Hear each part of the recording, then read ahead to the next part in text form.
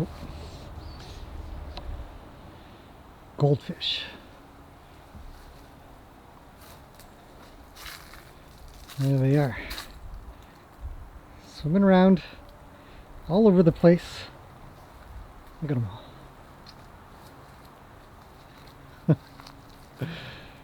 Fantastic.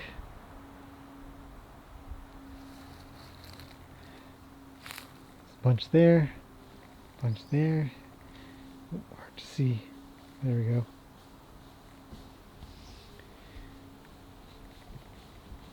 It's pretty cool.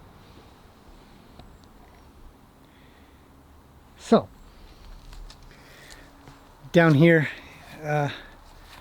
next to the pond, about a week ago, I started an experiment based off of all the conversation about mosquitoes and how they breed, when they breed, what to do. And so I'm going to start the video from 1 week ago. Look at these guys. You know what they're looking at? Okay, I'm doing an experiment.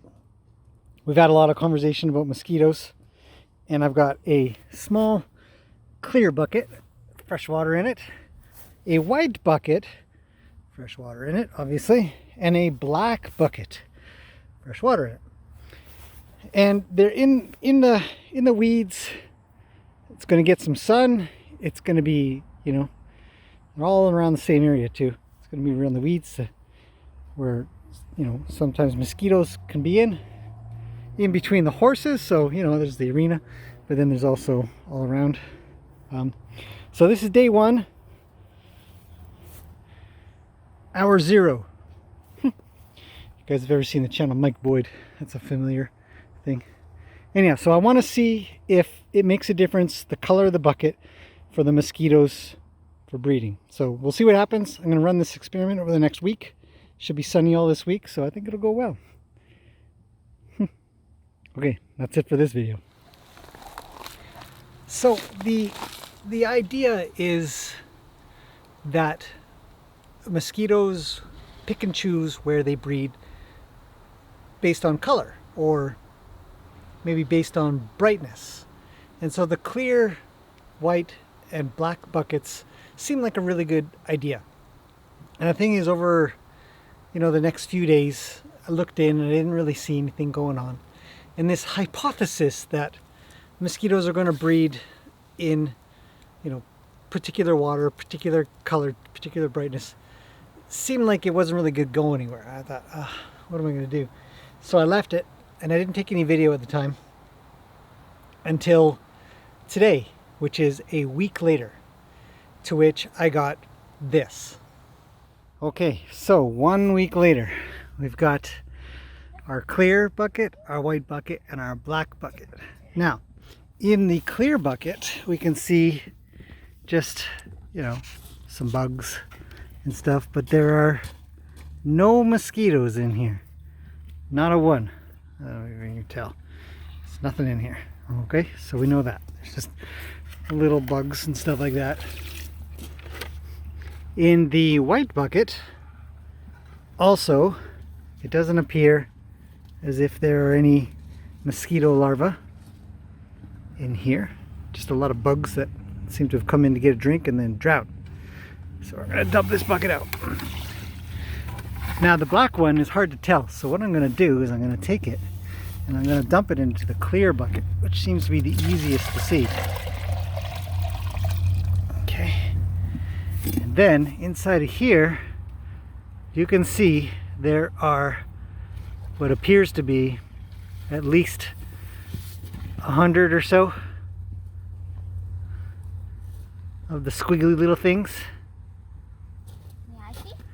So we have proven the hypothesis that a black bucket attracts mosquitoes way more than clear, way more than white. Both had 0, 0, and whatever was in there is now in here, and you can see we have a lot of mosquito larvae.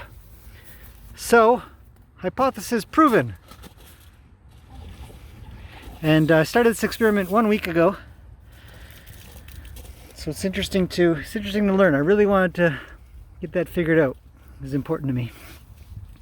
So there you go, everybody. If you need definitive proof, maybe this is it. This is only one experiment. In a scientific manner, we do at least, 5, I suppose, different locations. But there's a lot of mosquito larvae in here. So now we're just gonna dump that out, and that should hopefully be the end of their life. The end. So personally, I find that kind of stuff super interesting, because we had this idea as collective, and hypothesis being that mosquitoes would breed more in a darker bucket, and as such you should change the color of your bucket. And according to this one test, it seems to be true. We seem to have, obviously, much more growth, much more prolific breeding of mosquitoes in a dark bucket in comparison to the white and the clear, which were nothing in them. So then it comes down to the idea, well, what do you do about the buckets? Should you change color? And it brings me to some of the solutions that I saw in the comments, some solutions I've seen around, whether or not to paint them. And I think that painting the outside would probably have no effect. It would be whether or not you paint the inside. And there's been some advice about that there aren't any paints that are really going to stick. And if they do, they might be not so good to have inside of a water bucket. And then, of course, well, where do you get white water buckets from that are big enough? Because the smaller ones that you can buy in the stores, well, you just hang them on the wall kind of idea. So then our next option obviously is going to be maybe something like barrels, where you could get a white barrel and then cut it in half, and that might be a good idea. We might go for something like that for the amount of time that we actually have mosquitoes here, which is very little. It's only maybe a couple of months out of the year. And so we'll see how it goes. Solutions will come around and I will be reporting back. But the other solution is goldfish or something like that inside of the buckets. And we have goldfish obviously here in the pond. You can see them here. And I wanted to point this out. I wanted this to be, where do you put goldfish? You put them in ponds. You put them in large bodies of water kind of idea that are sitting on your property. But the reality is that, well, frog just jumped in. The reality is that I believe you don't put them in horse water. You don't put them in troughs of water that horses are going to drink from, because what it means is that you're not cleaning your water buckets. And I'd say, if you go about a week of not cleaning out the buckets in the summertime, it's going to get pretty green. It's going to get some mosquitoes in there. And if you're thinking that goldfish are a great idea, I just think it's wrong. I think that the better idea is to essentially try to keep your water buckets clean. They're going to get, places like this, we get leaves and stuff, and horses make a mess and whatnot. But if you keep them clean and you rinse them out and you essentially have no need whatsoever for some kind of fish to be in there to eat the larva, because they're just not breeding. Really, it's just, look at her mouth. It looks like she's chattering to herself a little. Nom nom nom. Hopefully you guys enjoyed that slow-mo of her drinking. She went at it for quite a while, but the slow motion video makes it look like a long time, but it's really, she was only there for maybe my relaxed smiling horses. So hopefully that's been interesting. I really wanted to show that, prove that. And the best way that I thought, rather than going and looking up, I'm sure it was true, I'm sure it's true, but the sciencey sort of nerdy side of me and the practice of logically figuring out things, passing that on genetically, was to prove it, was to go ahead and give it a try and see for sure if it's true. So with that in mind, mosquito prevention further can be done, not only through making sure your waters are clean, but also possibly through having clear or white buckets for the horses. So something to think about. Hopefully that's been good, interesting, useful.